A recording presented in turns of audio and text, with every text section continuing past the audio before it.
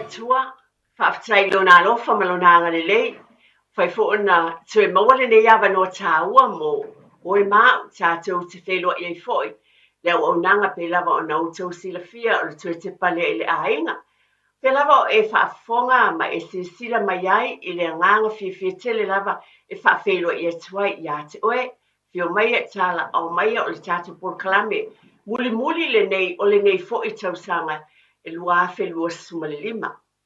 A o le alofa o le atua e le whaititia lea. Le nganga whaaloalo lea, ma le suafa manu malo lava lea. Ia o te o wholofa whaafelo e atua i pela wana masani e tae o solua ta itas. Le pa ia malamalu tele lava o lau whaafonga tāpua i Samoa. E tupu mai e o le atunu o tūlanga whaalupe. Ia mesi foi le au whai ngā luenga le atua.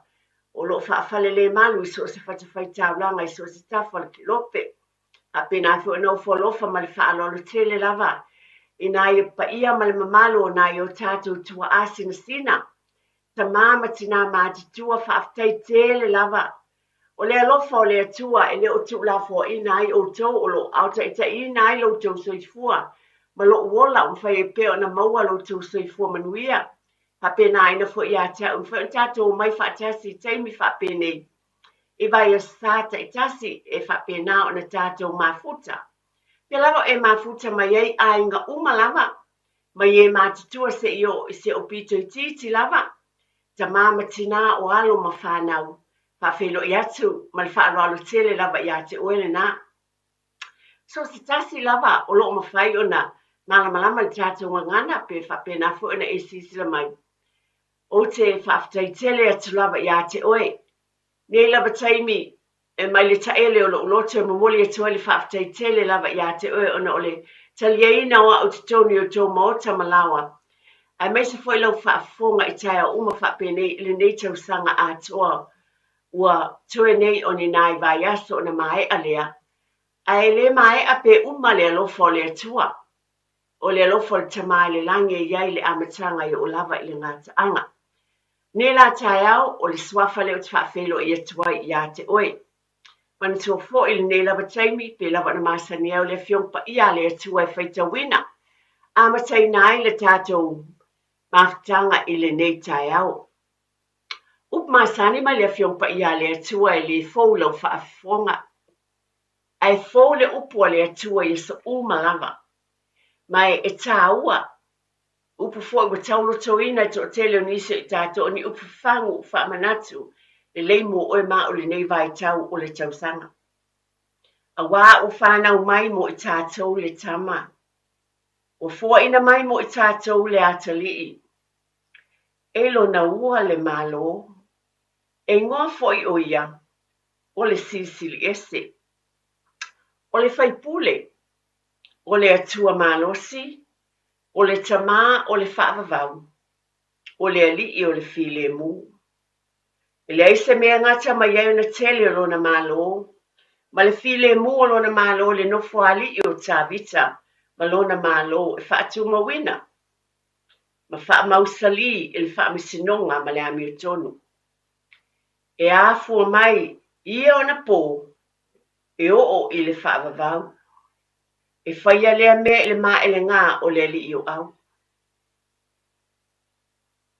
O le mea lea tu ina mai ai e le li i lava le whailonga i a te utou. Whaauta, e tō le tau pou, ma whanau mai se tam, na te whaingoa fo i a te ia o Emmanuel. O le alofa le o le atua, ia vi ia lava le alofa o le atua. Pe ona ia fua ina mai eilo na alpele to tasi o Yesu Keriso mo oe mao. Pa ia ona tātou fia o se teimi tāua i lo ainga ma lo fo i ainga. E le to sa whaamatatalina. Ai peta i ane. To e whaatepa lava oe mao te tono le tāua le upua le atua. Le aso pe ona fua ina mai ai e le atua lo nā tali. Le pepe o Christmas o le ali o le whaolatanga. Mo lo ainga ma lo ainga. Pe lava na abatu tae uma whapene o le swafa lea e tātou te fia ai. I le fwoi tātou te pāti patia ai, te tonu o tātou ainga nuu malala whanga, le alofa o le atua.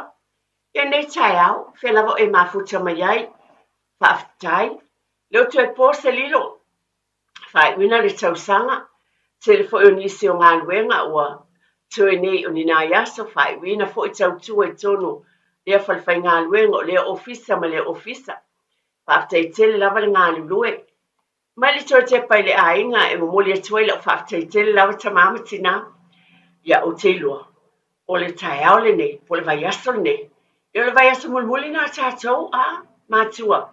I tātou wā o ngā foia tūlanga lua a o ngā amata atonu e fo inisia o ngā amata o mālolo a e fo inisia o ngā amata lo so so ni pe a inga mo le tausi o nai whanau ai li mai a mai ngā luenga nai mātua. Ai whaafitai la mo le whaamalos mo oile nā na usu nei fo le tai au a whaafitai tele lava Pe lava na watu le tala ni por kalame le fo lo fa fonga. Ai fa mo mo le atua i me umalama. O le atua le o man viailo ai ngana ia ta ita i mai ia te oe. E ta mama tina o mātua grandparents. Whaafitai te le lava. I lau tau ngā luenga. Whaafitai na whaile lotu. Nei fo i tai au. Pe lava na whaamanata pia po tono ta avale po fia lava.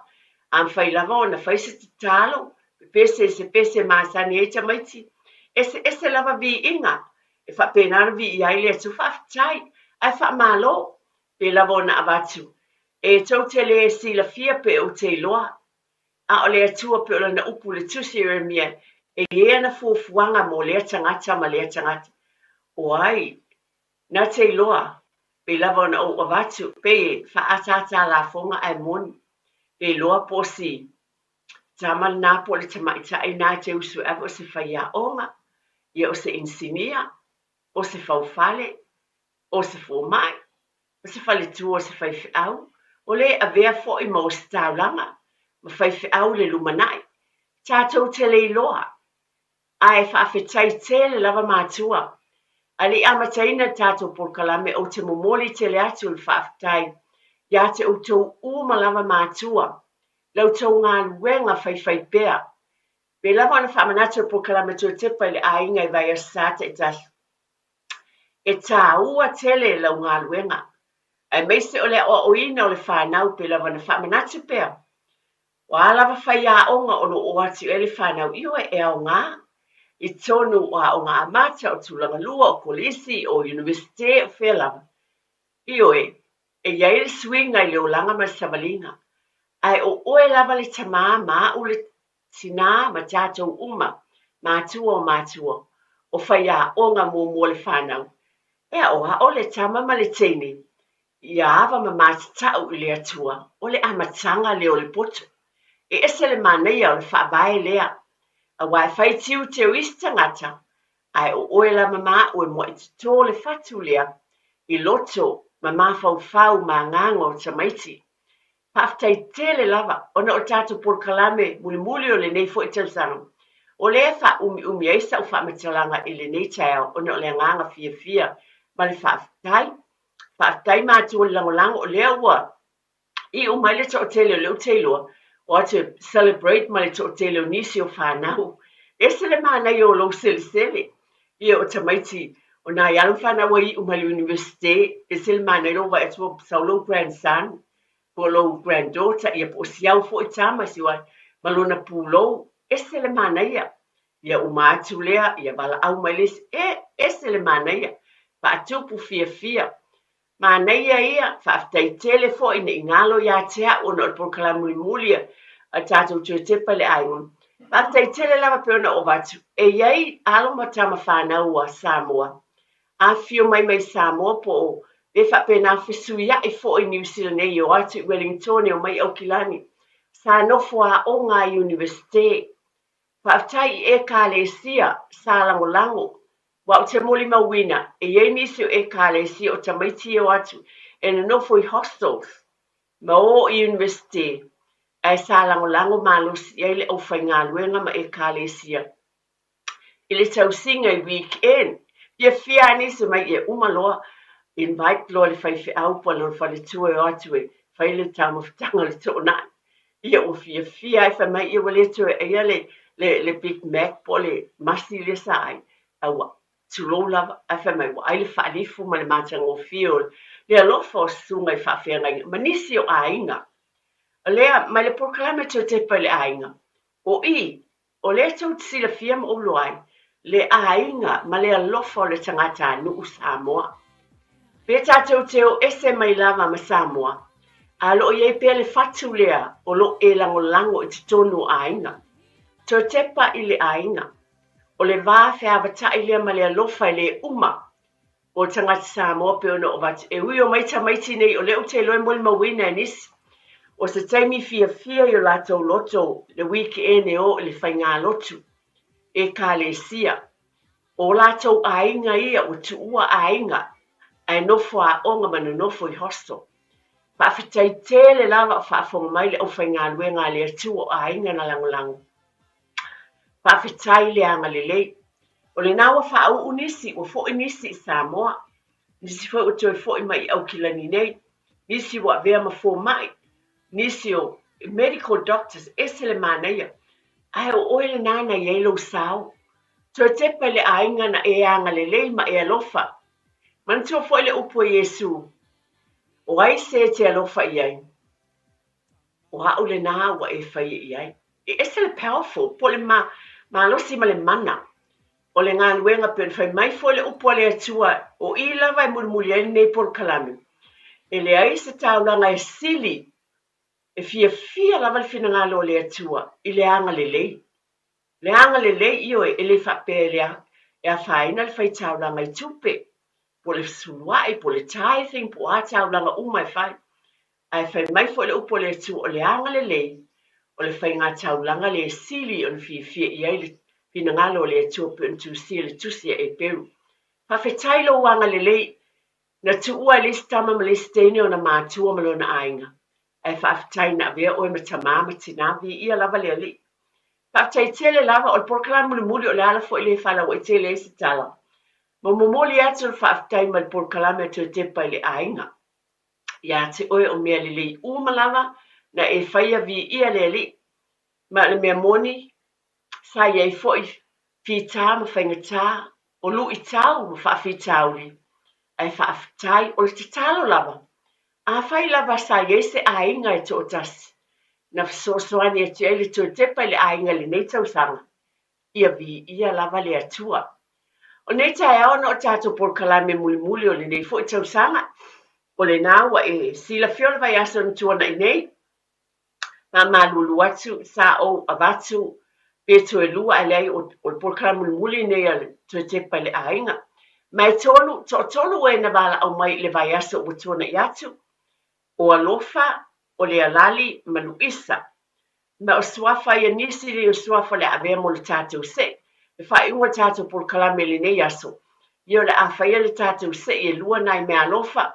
O na upau lava o fuafuanga pe fo nei tau sanga o le awhai ui nai tātou por kalame le nei ai aso. Lua ni me alofa ta ise lau tā la. Le ase ina. Ia mwhaina piki ina le tātou ofisa. I se taimi o le nei vai aso. A le nei taimi. E whaafitai tele atu lava pe ona o batu. O lela atu tala le tātou telefoni ma le whaaloalo. O le alava se tūlanga pe ona e sila fia. Mo oi lava ia.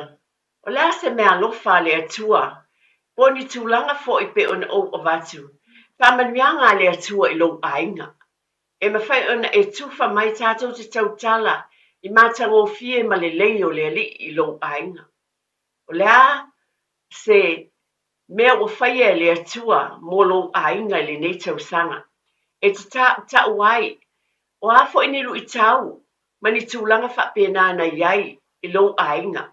Ana whapena na anga le lei le atua I lo ainga malavia ina. E mawhai mai ni por kalame te te pale ainga pe saf soso ni ai.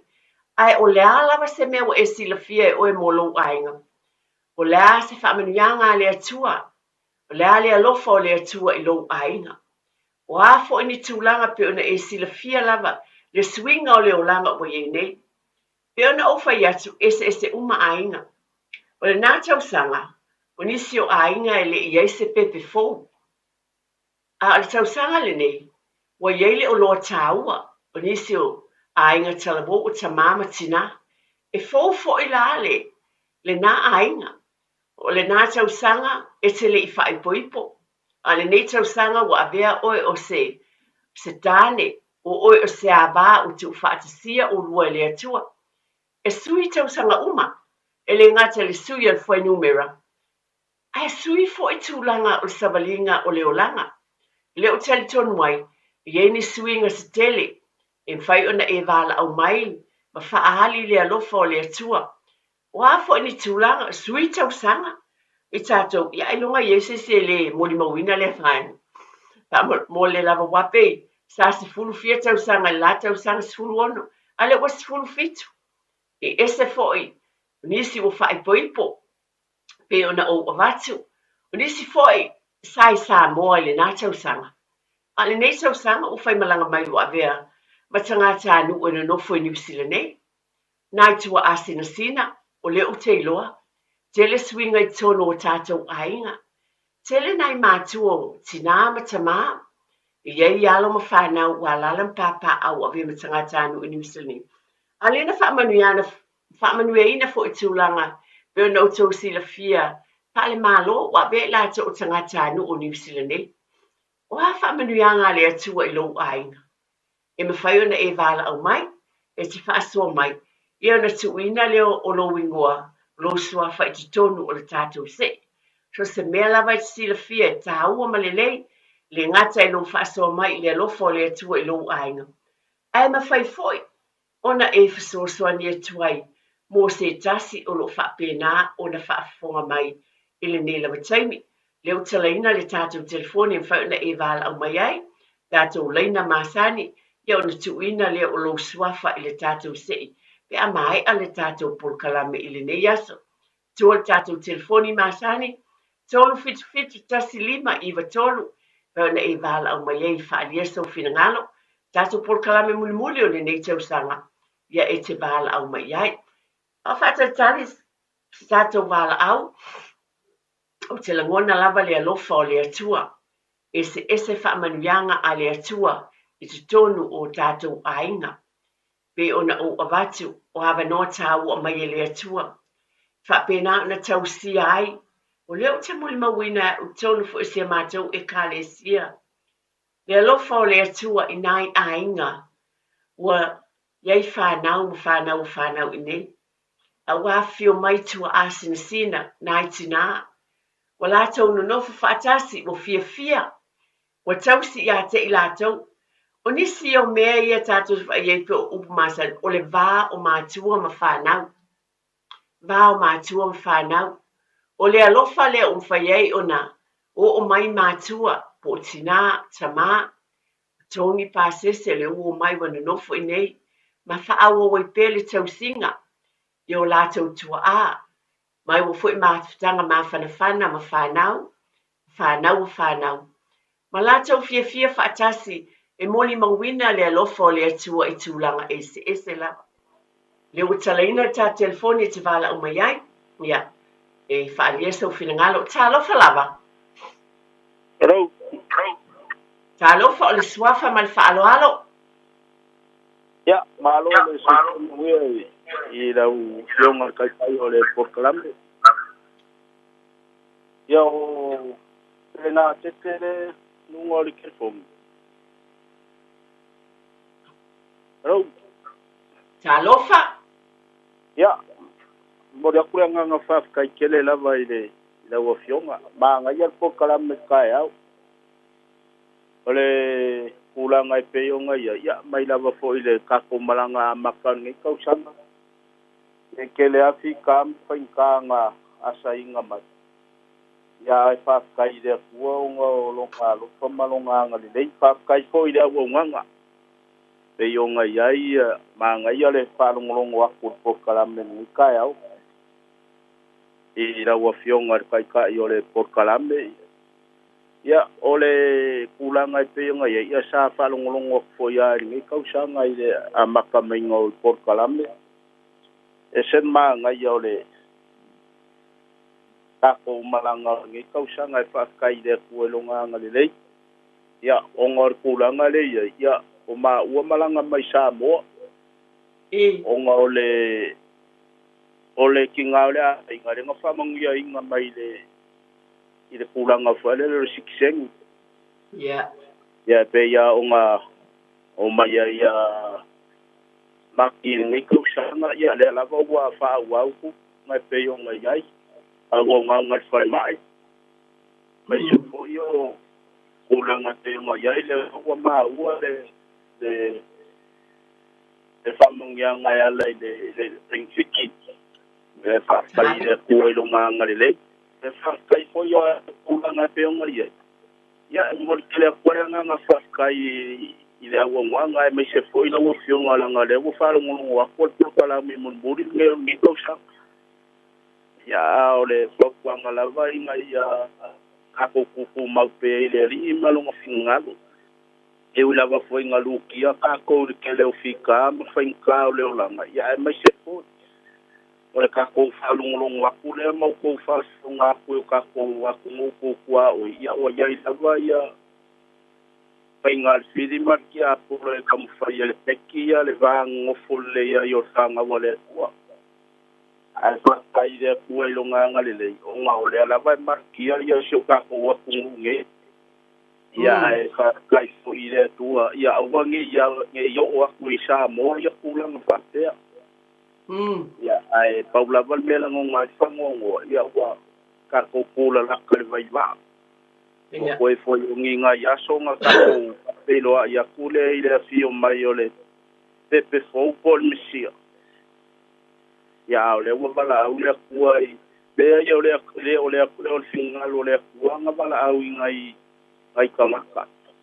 Ia, o whaingala val whiri maki a kuloma le moe ngoa fo.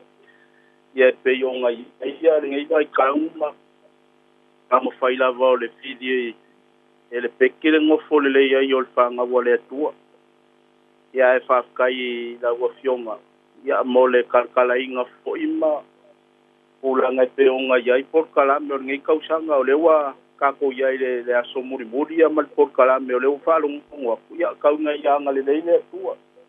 Awal me ia mau pe ngo fole le a inga kai kasi ia mai se foi or ka kuanga ia ko le ko o nginga ia ia onga ka ko fa feido ia kula ia le fio mai o te fo ai mau pe a inga uma ngo fole le inga ngo fu fe fami ia mai se foi o e ka le si o fa nga wale tua ia fa kai ko ia nga wa lo ngā lulu e pēr ma fau kua ma ki maka lo ko srifua ma lo kako woro. Ia awala lo kako wola kau kua ma lo kako wola au ngaku ai mo ia ma lo ngasi ngā. Ia mele tele lava. Paftai tele lava le saunonga mana ia peona e whaafonga mai Samoa o le tātou purkalame i o le usano le tamalia. Ma whalolo e fo le suafo le tamalia. Nei, pa'amalmola tia ia o tātou whaasalau wha business. Ponga lava nea te pale ainga. Mo le silafia o tātou purkalame muli nei mo le nei fo i tausanga li i ai le atua whaaftei tele lava mo lo mafuta mai, mo lo sila mai, e nawa e whaafonga e sunga le nā pe o na saunoa mai fo le nei au ona po le tamā i lana wala au mai pe lava o na o tau silafia o le nei asu. Salaina le tātou telefoni, pēna e wala au mai e whailo, lasi finangalo ia te oe, as tūlanga i long ainga. O le le finangalo o le tūmala na whaamanuianga mani mea na, pa pēna na savalia long ainga le nā vai asu, le nā tau sanga atoa, i le alofa maleanga le leo le atua. Wa fo ini lu i tau, mani whaafi tauli, ai pēna whai o na e savali mai ei, ma ua e o mai li netemi. A wai au ngā lea mo i se whaafonga mai, yo na tā ua le tamā ua vai atine i lava lea li'i, ma fisosoani i tūlanga umalama. Leo ro talaina le tātou telefoni te alofa lava. Te alofa tia kunga alfa tua eti. Swafa ma le whaaloalo tele lava. O atonina. Oi whaafetai atonina i saunoa ia. Whaafetai fo i le sunga ia tia molo o avanoa. Ia, whaafitai mo le mata upu e sel mana i al mata upu nei fo tūla tai ao eti. Le nei tau sanga atua. Ia e vi ia le atua i lo ulava a inga. mai le amatanga le tau sanga I tele ni lui tau mwhaafita uli nei ai. Ia ai whaafetai I le atua, o le nei ua tau nuu mai au toi o se anga fo I tau nuu le. Whaelonga ina o le whanau mai o le pepe fau o Kirisimas. Ia e moni a o le ele o ato o le malo si o se kasi o le whanau. Ai vi ia le atua I mea malava. Awa o le mea nei ai eti. E moni a e to anga le rotu. Ai sa ia ia tūlanga whaale tonu, o le mau tonu, se me mea. Ai mamoni atu le anganga whaafitai. E tusa o talo sanga mō lia. I lea vai aso, ma lea vai aso, o le ngata leo sunga al whatua. Ai mai sele pa ia mal mamalu si au e ka le sia. Tātou mawhatanga te talo uma. Kua o mawhana ai. Walo whangia I fo ia le atua. Wa te lere swinga o te tasi o le whanau. Whawhetai tele le anga le lei. Whawhetai fiso soani. Wa e moni a. Ia, e le mawhai o na tu whaamaunga si tangata. E mana o mia lava le fiso soani. Ai whawhetai mo tala sanga molia. O lea ua toe. E moni a ele I ato o tol malo si. Ai vi ia le atua e mea malava. Le atua pai wawenga mpulipule te tele. Ia lo fangia lau soifua au na ia lai tofi matiu te olo enga lue ai eti. Ia sanga whaafua loa pia lau soifua. Ia manue tele Christmasi ma tau sanga fau. Te alo fatele mo oe. Ia manuia le po kalame nei aso eti whateo wha soifua. Whaafitai tele lawa ia te o le tina ato nina. Ia nau whaafonga le tātou watinu. E le fau lau whaafonga I le leo le nei tina. O ia fo se tina e mafuta ma I te tono le tātou wala leo nei. Pe lawa nau tau si la fia I tātou por kalame. Pala au mai fo le tele o temu tau sanga foi. Mai se fo le iai I taimi umalawa le tele o tātou por kalame whatatia. Whaftai ato nina le ua ia mori mau e mai moni. Pena tā ua le nei tina ia ato nina e iailu I tau a o le atua e manu malo. Tā lofa le ua iai leisi a tātou bala au. Tā lofa lava. Ia, whakalofa o le suafa ma le whaaloalo tele lava. Ia, whakalofa Ia, o whealofani le ilu. Oi, tā lofa whealofani? Ia, whakalofa kia ki oe whaletua eki. Whaftai tele lava mo le whalongongo aku fo I le neita e au le mākanga o fio lau saunoanga. Yo ai mai sele fai unga o le nei tau sangala ka kuo aku ia le whanga o mai o pepero Christmas. Whaftai eki o le wala au atu. Ia ke aua whawhikai le kausanga koa I le o mai le leala afkako o aku le whai unga o ngei kausanga. O lo mau o pea le manguia ma le matango o fie. O le ngei foi lo makua ma sionga inga. Le ai mai se foi le kausanga wa koa wa varsful koru o kausanga.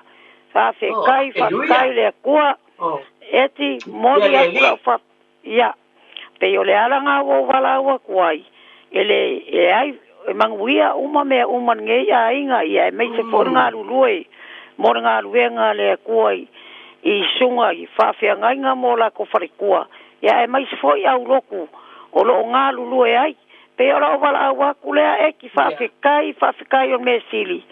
Ma lo lava ngā lulue mora ngā luenga le tua te oe wharitua ma le sunga le whawhiangai ngā. O lo manguia lava mea uma. Ia o le wala au aku. Oi. Aftai te lava ia te o le tina. Ngona fo le fia ia te au nei. Wa o te whaalongo atu I lau saunoanga ia e matua moni. Oi fo o se tina te tono le tātou wala leo nei. E whaafonga pele atunu o whaalongo. Ia o tau mawhitanga ese ma le tātou iai savalinga. Vi ia mese ne tau sangai tele. Nei wa fo ina le atua mo oe. Ma lola kalfani. Ia ma osi Christmasi. Manuia ma tau sanga fia. Ia te o le tina ma le ainga. Ia, papai lava. Ia manguia foi lava Christmasi ma kausanga fau I lau sunga ma le. Oi ake oi fartua ma le sunga le whawhiangainga pa I o le kalesi o lo ko ngā lulue ai. Ia manguia lava Christmasi ma kausanga fau eki. Walau aku le ma le whaloalo. Ia manguia lau porkalame. Whawhitai tele lava ia te ole tina whaalawhani. Ia, lana pe lava ona ou pai atu I taimi utona ia. E le faulau whaafonga I si ufufonga o nei tina mai lātou. E whaafonga pēr lava o nisi a vea le nei a la leo. Mai se o nei pūrkalame a vea ni o lātou ainga. Le lava o nau tau sila fia le au nanga e o atu tonu maota malawa. Dono ta vale fea lava. Pa manuia lava le kirismasi ma tau sang fō whaalawhani. Mawalo marosi mai li. Alo whātu. Manuia le pūrkalame soifua. Soifua. Aftai. E esel mānei o le alofo o le atua. Nei tua asina sina tina mātutua. E langona lava le fia mai le whaatai tele. Mai lava pe o nau tau sila fia I le amataina o le nei ala leo ma pūrkalame whataatia. No tele lava I lātou pe o nau tau whaafonga mai o lātou si ufonga. Ma leo, o nise iai pēr. E iai pēr I le tele o tau sanga. Wa vea lava le Radio Samoa mo lātou ainga. Fo I whaafonga ma taito o luaina. O fea lava o le tele o teimi tono maota malawa. Tono o taavale, lungo o tō whanga. O fea lava, e ngate nā pūrkalame ese. O lo o iei pēr le alofa o le atua I te tono o tātou ainga. Ma nio nau e whaafonga mai I mōli mau. Mai se fo le tamā lea pe o nei e tā ua o whtawhai malanga mai Samoa. A ese le mā nei fo I o lana saunoanga fo I pe o nei a whailoa fo I le nei aso. E tātou te whaawhitai ai le atua I whaamanuanga. Le o pōsa lilo le te leo le swinga. Yo le wailisi tātou wala au. E whaafelo I atu mal whaaloalo e tātou wala au tālo whalava. O le suafa whaamole mole. Tālo whalava. Soifua. O maa sainga ne noa. Oai? Ia. Maa sainga. Maa sainga. Tai. Tai lama. Alo soifua le. Sungat whaitua. Tai mod pūrkalame ne yaso. Pūrkalame whaai fu ne tau sanga. Ia vi ia le atua. Whaalongongo pia matutoa I pūrkalame le aso. Ie. Vai malu I tau fu I tono so mato fu ahi. E whaamalu si au. Ne tau sanga atua. Te vi ia whaam taia le alofa ma le anga leo le atua. Le atua tali mana o le atua lofua. Na to lua se au whanau. O le sila tama. E mamawa le mea no fwai. Ia a o le whaine mato fu I kale sia masisasi o whanau. Mato tā pua I le atua. O le taimi nei. Walua ne masina. Wa sau le tama. O le ua mato mafuta mai whanau. Wa mato tā pua I whatasi. O le vi inga o te talo sanga le sa tu no mole atua. Le ia ta whatasi mai le whanau mato te tā pua I whatasi. Ma au na whatasi ngā lulu whatasi mo le atua. Wale manuia lato ainga. Ia le atua o tali whaaniani mai le atua e tāsanga. O le vi ia toi whaafitai fo I pūrkalame langolango mai fwoi. Le ia tina e ngainga. Ia mua fo I mātua na te talo ma atu pele atua le se me whengta le atua. O le watali whaaniani mai le atua. Li ia le atua o le wha. Ma le fianga siri nāna o le tina. Na ua mawhai o na mafuta whaatasi mai whanau. E tā pua I le atua. Ta pua o la tōlanga I le. Whaavai le atua me o mahia. Ola whaapaina o matau. Whaavai le tenu nei poponga whita ma whainta. Whaafita ulo neuro langa. Ai whaafitai le nganga. Le atua e o me oma. Le se me whainta le atua. Le taime o le atua na malofutuno. O le ua manuia ua ia le atua o whaamanianga so ai. Ia o se whaafitai mon pūrkalame.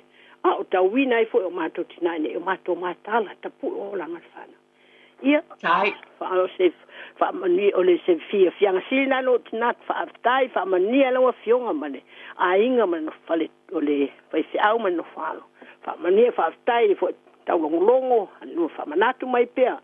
Le tupu le whaatua taulongolongo. Whaafitai mon pūrkalame. Ma lia kisi masi mai tausanga fo. Le alofa mleanga lele. Tai. Whaafitai tila māsainga ese le mānei o le saunoanga o tina. I lava na watu o le toe tepa I le ainga o le vā o mātua ma whanau. Ese le lei o le ali I pe ona e saunua I ai. Sasi o whanau. Vi ia le atua whaafitai tele la. Hora mea lo fasili ia mo le Christmasi. O le iei o le fia I te tonu o ainga. le moni lava le ele mafai ni tupe ona whaatawina le fia ona o le lofa o le atua pe a iei mafutanga fia tonu le vā o mātua ma whanau whaaftaitele mo le tufa mai ma lo wala au mai ma le whaasoa mai a wai au ngā mo le whaafonga atu ma lo whaalongolongo atu foi i lau saunoanga ia o mea le leia pe ona pulunauwina foi i tonu nei Port Kalame ina ia manuia o tātou ainga ia lewa e tufa mai foi na e whaafonga foi le whaafonga tāpua i sa moe le nei taimi o le nganga leo nei Port Kalame o te pai le ainga o le manuia i le vā o mātua ma whanau le ala o moli mawina i le atina le alofa o le atua pe ona tāpua i whaatasi ma le atali pe o langona lea ina ia o mai le whanau i le atua ma ia lātou maua e whinangalo le li ma le whaaulatanga. Ia te au lawa ia o le ase tasi me alofa e sili mo au le tina. Wa o maua pe a whai o la utama lea pe na sao noa le nei tina. Wa ia fo i mai pe lawa o tala masani pe ona o vatu pe i teimi umalawa. Tātou te waai le alofa o le atua. Fo i mai te tonu le mawhtanga mawhanawhana o le alofa le o le li. Fia whaatasi o se mea alofa e sili o ni tāua mo le Krismasi. Ona o nei vai tau, ia ma le ainga atoa mo le lumanai. O le whaaftai le atua whaaftai masenga mo le wala au mai, a o le alawa o lo whaapena atonu o lo e whaafonga mai le nei taimi, e mwhai ona e wala au mai, ai o nai whawhangu lava mo i tātou, ona o tātou Port Kalame muli o le Krismasi, le i o atu Krismasi. Wha manatu, wha mole lawa. O lewa e wha afonga i tātou mātāla. Tau te lesi la fia pe o te iloa. Tūlanga o na iai leo langa o lo tātou ie nei. Aia ia tātou le wha o tau te alilei. Pe lawa na o avatu fe mala ngai. Pai o nisi o, va ai wha titoa o whale tā punipuni. Va ai wha malama o teifo ni e tāke dai pe tu iloa ina i tangata. A mio leanga wha malama o tātou whale, pa pēnā, o lea fo o tele ni se wainga. Wo o foi wa ngā oi e tangata, o paso swo i e amai e tangata, le ti liva mai i pot, i whaiti toa i lumo o whale. O tasi le nā mea matau tia le o iene, mā taala o tātou ainga, a whai o iene mea na oka i lumo le leina, pa ai e se piki paso se le te me tau nuai, o le foi wo sa fa ia fale o ainga ma wanga o ia paso sa ainga wo mai tangata va ai drop lo le paso mo e mai tangata piki ma ave fa mole nisdei me matala e to te pa le ainga ma na tu o ta faonga pe lava le fa manatu lava le o te avatu te sanga umai program to te pa le ainga tu lo lava pe o te fa tinga talinga ai matala i le o ta maiti le beach ma i tātou uma mātua wa ai o whee e lo watali i whee lo wa whine. Taimi o ai tamaiti i tua i whale tā ele, tu lou lava. Wa ai i e tangata matua i wa ai ele whanau.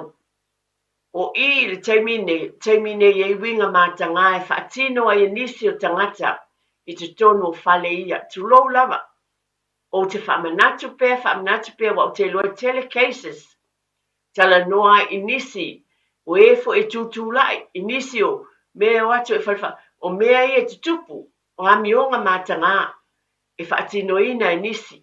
Wa ai fo e tamaiti, wa ai o te walo, ma lau fo e whanau, i lava na o watu ma lau whaaloalo, e le na o te ole fo, mo a o fo ia, e iei whanau ma grandchildren, ma te tua tama ma teine, o iei fo e teimi i wo wai, o la taita lava la pata inga, ia mātala, ia i loa e tamaiti le me tauna whai, pa ai po ai la tātou te mili whaatasi.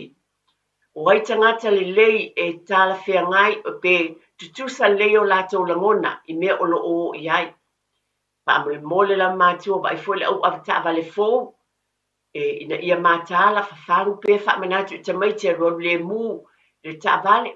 E fo ina ia o grandsons, pa to a mola i sene au ta vale. O la ulawa tala o le whamanatu. Tama, teine alualu le mū le ta vale ioi. O le ngā luenga lea i tātou ono o taimi o whai ngā mālo o longa Christmas.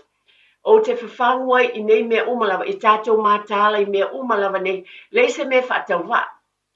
A o le te tālo, Malpur Kalame tu te pale ainga. Ia, maua o whimalanga inga I whimalanga te Samoa whio mai, ka manuia le atua. O nisi e to tele whimalanga I Samoa. Taimi o tu I ainga I whai o swafa matai o ainga. Ta pena ma ia mātāla. Ka I umalawa tūlanga pe o la pataina I li fōlau whaafonga e nei a la leo ai mai a tau tu te pale ainga. O mea ia wa a mātango fie masolonga le lei mei tonu ainga I o manuia ainga. Ale mea silin tawa ia tau wa le to yesi si tatou vala a wala lea o le nei taimi wa toa fitu e o le a whai e le tatou se. O le whaamanatu ia tau le nei taimi Christmas ia tatou manatua le aunga tonu pe ona vala a wina ai I tatou le lalurangi nei matofi ai o e maa e le atua I o tatou ainga. E tofu a tangata malona vala a wina e le tangata e whaatau wa ai le atua. Tonu le e kale sia tonu le ainga poto whaafitai matai tai swafa o ainga a pe nafo I whaletua matausi tonu ainga whaafitai ainga poto. Ta tatou sava vali o tele I o tatou ainga. Te lora me o te iloa nei teimi tausanga nei lo lava ainga. O le tele o maliu mātou teo iai. O tamait o tama matene talavou sa o nga mala o whanau le universite. Mali liu to te le fo iai fo lisi maliu nei vai aso malemo. Pamole mo lima sfulu o tama. O mea ia ta te fautua atu ai malo whaalo. O mai nei tala. Pa manatu. Tele o maliu o iai o tama matene o tamama tina talavou. Ioe. E tūpulanga mala o fo I whanau. O se vaenga whaanoa o se langona ai o te talo o ia mātāla ma ia lofa lava le atua wha maise I ainga malawa. Whaaftai tele lava nei teimi tāua ai wha maise atu le atua wha maise le atua I ainga malawa o fitia le au pōngisa o na wala o pa ia le atua I awala wha fose I ngase le tino. A o taimi fia o Kirisimasi. O wani ngalo fo I lātou le tātou te talo. Amane mo lawa tono tātou e kālesia ma le taele o loto. Pātai sunga I whawhiangai ngā taulangi. Fionga I pātele te mai te isa monike o tātanga. O tausi mata ngā luenga sunga le sea. So se taitai so se e kālesia kerisiano le au whailaunga. A oa o te a kono lātou whawhitai le tautua mo le atua. Leise ngā luenga I whaatau wa le alofa o le atua. Ma le taele o loto mo le atua le whaatai e o tau langolang. Ia ale nei taimi tia, lātou watu lau sunga, mo le seina o le tā, e lua tā prices, e o le vai aso e tea o alofa, le alali, Luisa. O le vai aso nei, I ele tamana wala au mai, tia whaamalu watu o le maua, le suafa o le tamalia mua. Ia ona so o mai ele o ato nina, whalofani, māseinga. E to fitu la, e sa o e hau tia. Ia, sa le tina, pere nā tete a tonina whalawhani masinga. Ia whaafitai, ia mali tōtolu ma le vai aso o tuanai. Ia. Ia o leo e whaafonga mai, o la atu watu e sunga ia tia ma au whainga alwega whaamole mole lava. Ia. Se ina tātou manu e lua. Ia. O Kirisimasi, ma le whaaloalo. E la ka kosei ire o iai. O masingi nge o masingi a ua lewa a lewa koe a mai. Nene. Ia. Fitu sua whala wai tono tātou seitina. Ia, le la wala watu le. Sunga le hao ia, te vai na te. Mai al tātou sua wha mamua. Ailau.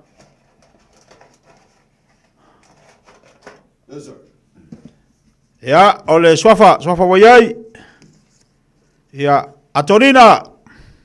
Oi, atonina, ia le nā, o tātou se I mō whaamanuenti nā ia atonina. Ia, leo koe alu masingi, o le masingi ele mwhaiga ngofo, e aluanga ia. Ia. Ia, wala watu le, sua li pule, mai alo aosei, kaio. Ia. So whalonga lua. O Luisa. Ia whaftai, ia o Luisa, ma ato nina. Ia. Whaftai lava. So ngalawe ngale lua swafa ia wa le aka foi mal masingi. Ia lelei, whaftai lava.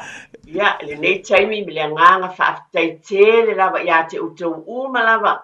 Ue na bala au mai, whaftai lava utali tonu. Le ala fwele tūlanga iai na le lua tātou me alofa mo le nei taimi. A langona, o loutou sfinangalo na fungaina, whaftaitele i loutou langolango i tātou pokalame o tue tepa le ainga. Ma finangalo whaalia fo i pio le whaafonga le tātou watinu. O le asa sao o oele na e fungaina. Na whaafonga atu le paia ma le mamalu o le tātou watinu. O whaalongo fo i au sao noanga e au ngā mo i tātou umalama. Nei taimi ia pe lava no tau silafia o whai atu o tātou polkalame le nei muli mo le nei tau sanga. Pātai tela fo le sunga le awa o mai ena se ina tātou whailonga le nei tai au, pātai tele i le tau tua. Nei taimi ma le taele o lo loto pe lava no o batu, a iei lava se ainga e tasi, wa iei se au ngā ia nei polkalame, se loto fo i ufisosoani iai, le tono lo ainga, le ase tūlanga pe ona iai, whawhetai ma ia vi ia ai le atua. A le talo fo ia au nei le tina, mai le taele o lo loto o te whape atua i whamangalo se whatamala o nei le tina. La fo i se tala o se ona lafo, pe se ona tautala ia o nei le tina. Ia pe lava o upumasani, ia e le ai lava se, whai vai asa ma se mau, iei fo i o whatamala mo o whaale tonu. Le alava le meu a mai le atua, e whapena o na whaongaina i fo i lo uola e au na ai mo o e Samoa. Le tono o tātou ainga, o lo whanau nau ta inga, iei lava seo ngā al polkalame tu e tepa i le ainga i tu umangava. Haftai fo i au malo ni nei tau sanga, tele lava e na mwhai na avea ma malo i sosoani, tono al polkalame ni tu e tepa i le ainga. Nei taimi, o lau te talo i manui e tele lava kiwisi masi ma le tau sanga fōu. Ma le tua lava le alo nā, o wala mai ei mafio mai ei Yesu, o le loto maulalo, maua le whamangalo ai.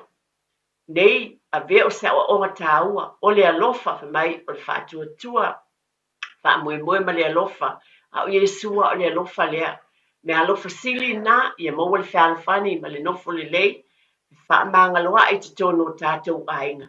Ia vea le nei kiwisimasi, o se amatanga fōu ma se tausanga fōu, i lo ainga mo tātou ainga.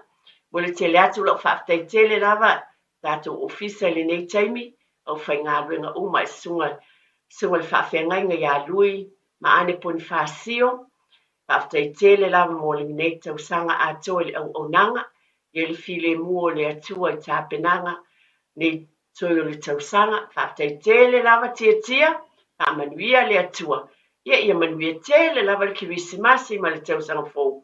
Ia vi ia le li.